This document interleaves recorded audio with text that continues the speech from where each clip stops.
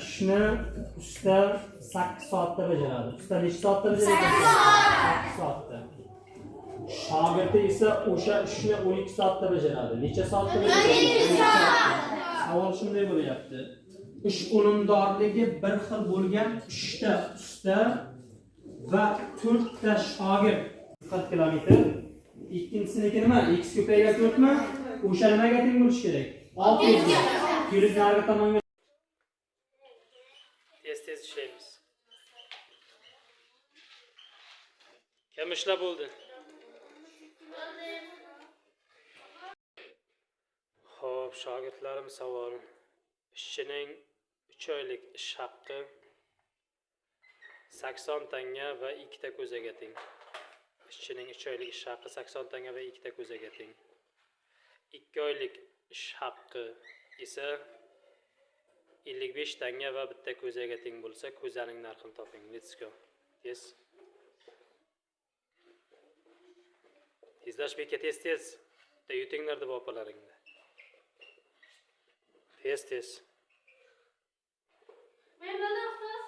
Yaxshi. O'tirganlarga nasiba bo'ldi. Ishla, Sadaf.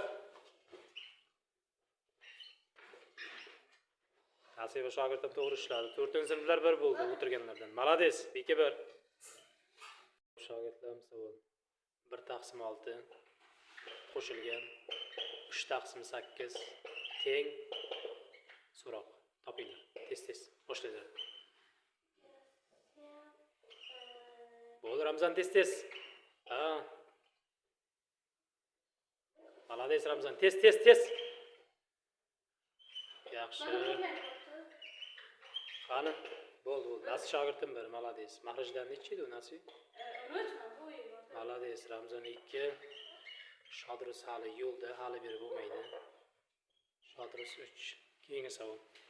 Shogirdlarning birinchi savoli 3-sinflarga 4-sinflarga 2/5 qo'shilgan 1/4 teng 2/3 ga ishlaydi. Tez. Malades beket. Faqat xato beryapsan.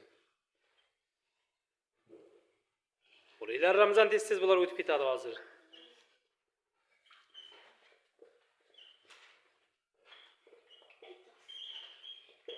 Bo'l Sadaf, tez. O'tirganlardan nasiba bo'ldi shogirdim. Malades bek Muhammad 1. Ramzan 2, 2 ta 3-sinf ham bo'ldi. Yaxshi.